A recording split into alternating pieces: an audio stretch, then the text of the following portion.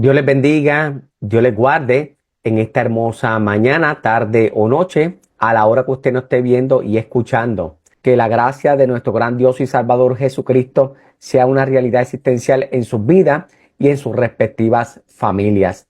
Hoy vamos a continuar un tema que hemos venido abordando sobre metodología exegética. Es un tema que en el 2024 dimos inicio y hoy vamos a continuar. Hoy vamos a hablar del texto en su trasfondo histórico. Es un tema sumamente importante porque muchos hermanos y hermanas en la fe que amantes de la Biblia inician en este campo, en el texto en su trasfondo histórico, pero muchas veces desconocen cuáles son las herramientas indispensables para el desarrollo ulterior de aplicar el texto en su trasfondo histórico al Antiguo Testamento o al Nuevo Testamento. Así que este tema en particular se confunde mucho con los métodos histórico-críticos. Es importante destacar que aunque se parece mucho a los métodos histórico-críticos, realmente tiene sus limitaciones. No es tan abarcador como los métodos histórico-críticos, porque los métodos histórico-críticos también utiliza otro tipo de metodología a la hora de aplicarlo al texto bíblico.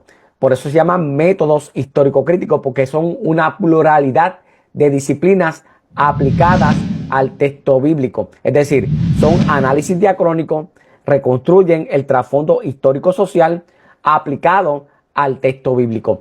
Hoy vamos a hablar sobre el texto en su trasfondo histórico, donde es un poco más limitante, pero es el paso inicial para la correspondiente interpretación ulterior de los métodos histórico-críticos. Severino Croato nos ha planteado que una lectura adecuada de un texto debe cubrir varios vectores o varias áreas, específicamente tres áreas: el detrás del texto, que en esto corresponde los métodos histórico-críticos; el texto, que son los análisis sincrónicos o los análisis literarios, y los análisis estructuralistas y los análisis postestructuralistas. Ahora bien, el detrás del texto se refiere a toda la información, escuche bien, a toda la información de trasfondo histórico-social que puede arrojar luz sobre el significado de un texto particular. Este detrás del texto es conocido también como análisis diacrónico del texto.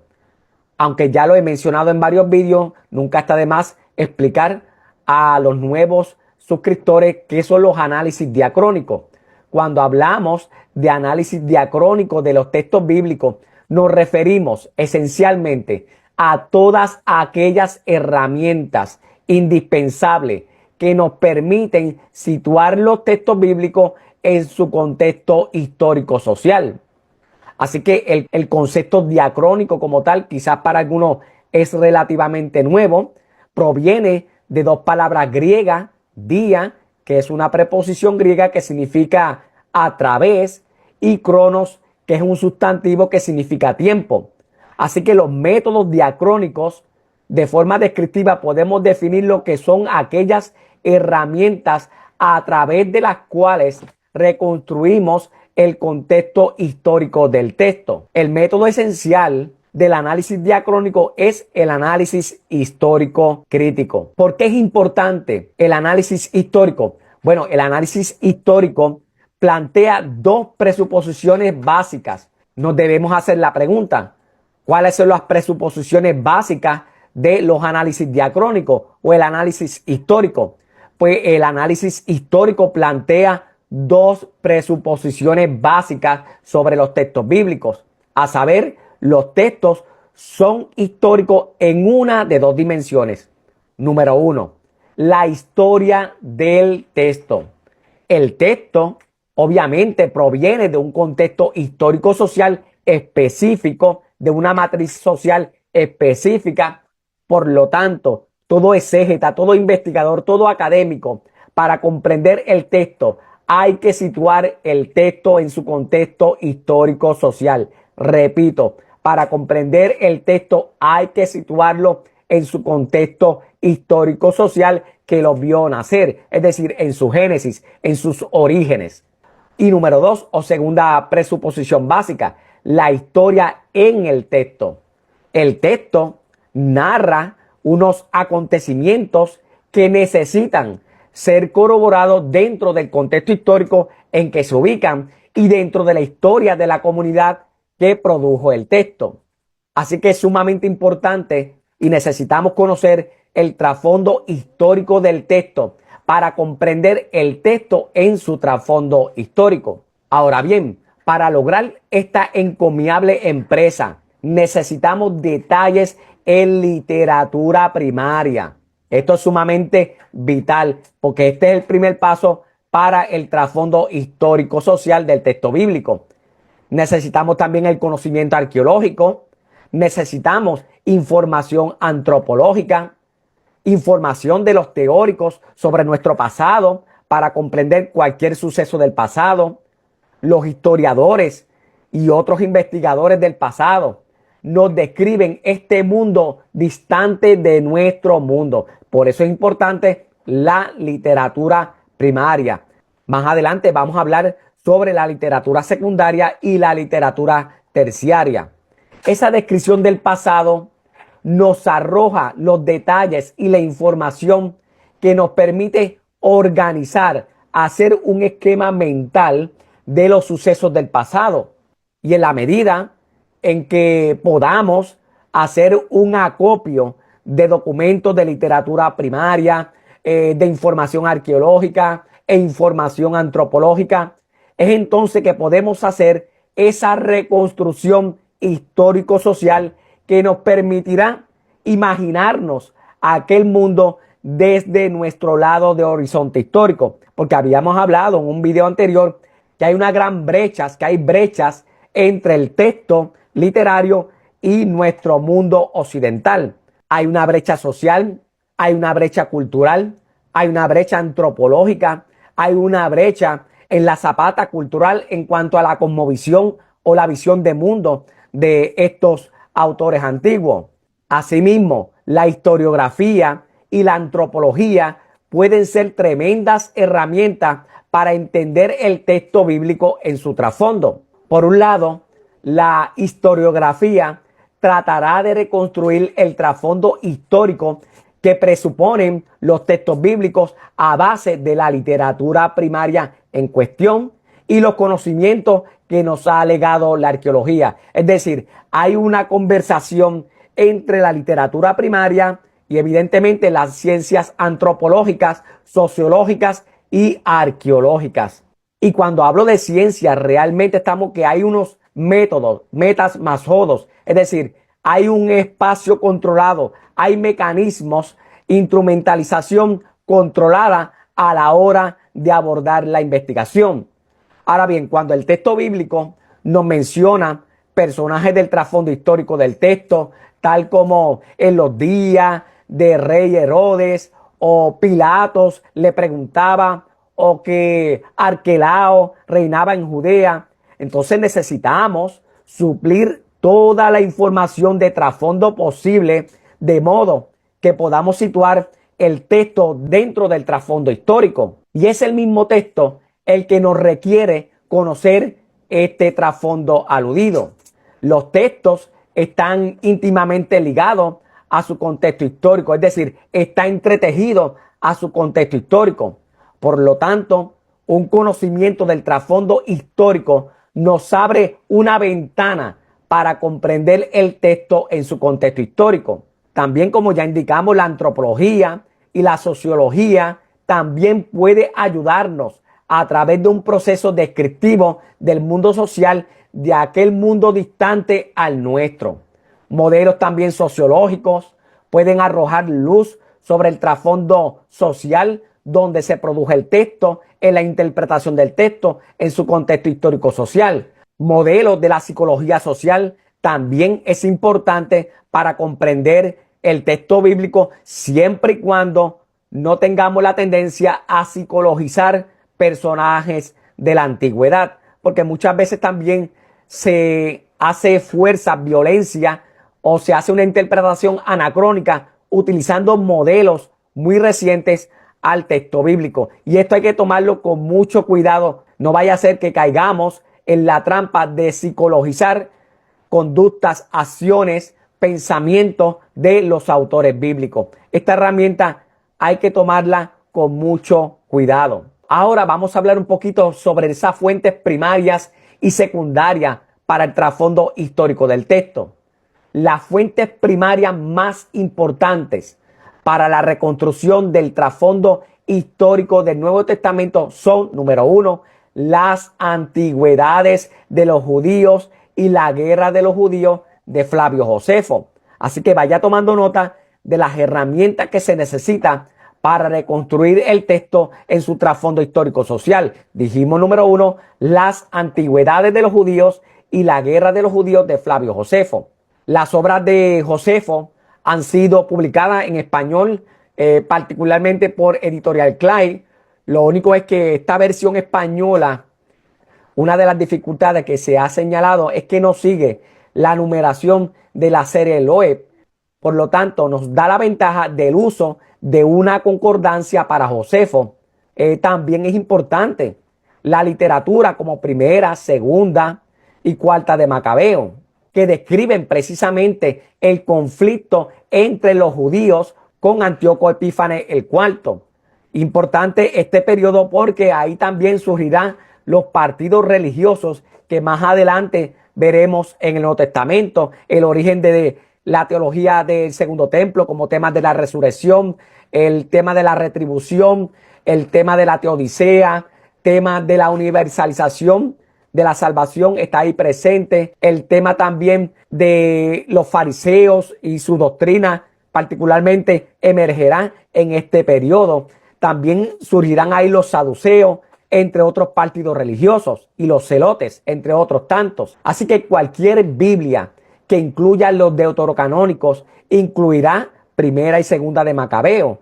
La parte cuarto de Macabeos se encuentra también en la excelente colección de pseudoepígrafos del Antiguo Testamento editada por ese gran autor Alejandro Diezmacho. Otra fuente primaria, Lagatio ad Gaium de Filón de Alejandría, que describe precisamente el conflicto con Calígula en el año 40 después de Cristo.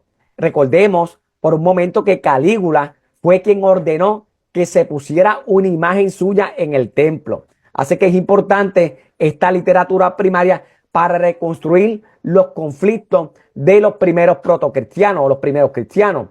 También importantísimo los manuscritos de Qumrán, porque nos permiten abrir una ventana literaria a un grupo dentro del judaísmo del periodo del Segundo Templo. Entre los textos de Qumrán, me parece que el más importante es las reglas de la comunidad. Ahora mismo, en la actualidad, la mejor versión de los textos de Qumrán en español es la de Florentino García Martínez. Ese libro fue publicado para el año 1992. Es una obra sumamente importante porque nos presenta la teología del Segundo Templo y muchos elementos apocalípticos que están presentes en dicha literatura. Para una historia desde la perspectiva romana, hay dos obras pioneras primarias que son imprescindibles, que son los Anales de la Roma Imperial y la Historia de Tácito. Las obras de Tácito cubren la historia imperial hasta los tiempos de Domiciano. Y los tiempos de Domiciano, particularmente, es el 611, donde se desarrollará precisamente el libro de Apocalipsis. Así que es sumamente importante. También las obras de Suetonio. Suetonio nos deja abrir otra ventana sobre el trasfondo imperial con la vida de los 12 Césares. Todo esto está concerniente a la literatura primaria. En términos de literatura secundaria en español, el trabajo más enciclopédico es el de Emil Schurrer, esa obra publicada sobre historia del pueblo judío en tiempos de Jesús. Esa obra fue publicada para el año 1985. Es una obra en 2 volúmenes. En el primer volumen se hace una descripción histórica del periodo y en la segunda obra se presenta una descripción cultural y geográfica de los judaísmos del periodo. Es importante destacar que esta obra de Emil Schurrer es lectura obligatoria. Una obra similar, pero mucho más breve, ha sido publicada por Ediciones Sígueme, la primera parte de la introducción al Nuevo Testamento de Helmut Koster, una obra publicada para el año 1988. Otra obra imprescindible es Historia, Cultura y Religión de la época helenística, del mismo autor. Helmut Koster es un erudito alemán especializado en el campo del Nuevo Testamento. Para una perspectiva de descripción cultural religiosa del periodo del Nuevo Testamento, todavía es útil también la obra de uno de mis autores favoritos, Joaquín Jeremías, Jerusalén en tiempo de Jesús, y otros libros. Todos los libros de Joaquín Jeremías son importantes para la exégesis bíblica. Otra obra más sociológica que me parece justo mencionar es la de John Steinbuch y David L. Bach, El Nuevo Testamento en su entorno social, publicada por Editorial Salterriae. Ahora bien, en cuanto a la cantidad de obras en inglés, es realmente infinita. No obstante, debemos mencionar lo que nos parece de mejor calidad, la obra de Sanders, Prácticas y Creencias del Judaísmo, una obra publicada para el año 1992, y el autor cubre desde el año 63 antes de la era cristiana hasta el año 66 después de Cristo o era cristiana. La obra de Sanders es una mina de información y detalles desde la perspectiva de los grupos judíos de este periodo. Otra obra clásica es de Martin Engel. Ha producido dos clásicos para el estudio del periodo. El primero es Judaísmo y Helenismo. Es una obra muy antigua. Estamos hablando que se publicó para el año 1981, donde echa abajo la teoría de que el judaísmo estaba bifurcado en dos tipos de judaísmo, el judaísmo palestinense y el judaísmo helenista. Él habla de una pluralidad de judaísmo. Plantea, a mi juicio y a mi entender, un buen caso sobre la profunda que fue helenizada la política e ideológica de todos los judaísmos del periodo. Otra segunda obra clásica es Los Celotes, del mismo autor. En esta obra hace un análisis detallado de todos los movimientos de oposición política contra Roma. También ha publicado otros libros sobre la crucifixión desde una perspectiva histórica que es muy interesante. Un trabajo más breve sobre la época, pero al grano específico, es el editado por John Hales y Maxwell Miller, una obra viejísima para el año 1977, donde nos habla sobre el Israel y la Judea histórica, donde también abarca el periodo israelita o el periodo monárquico y el periodo también exílico de los judeos. Para una descripción mucho más detallada de las instituciones dentro del judaísmo en el periodo comprendido, un clásico es la obra editada por Safrai y Stern en el año 1987. Concluyo diciendo: una lectura del Antiguo Testamento, del Nuevo Testamento, nos obliga inmediatamente a darnos cuenta de que el texto es hijo de su tiempo. Por ejemplo, el Nuevo Testamento es un producto esencialmente del judeocristianismo o en diálogo con el judeocristianismo, pero fue escrito en griego. Esto es así debido al contexto histórico-social en que se produjo el Nuevo Testamento. Una sugerencia final es que para poder comprender el Nuevo Testamento podríamos comenzar nuestra historia con el periodo colonial helénico y luego llegar al periodo romano. Al final de este vídeo voy a publicar una bibliografía selecta recomendada para que usted pueda hacer el ejercicio y aplicarlo al texto bíblico y así pueda tener un resultado bastante satisfactorio sobre el trasfondo histórico-social del Antiguo Testamento y del Nuevo Testamento. Vamos a hacer énfasis en esta ocasión del Nuevo Testamento. Muchas gracias. Más adelante vamos a publicar más vídeos relacionados a metodología exegética. Bendiciones del Dios del cielo desde Puerto Rico.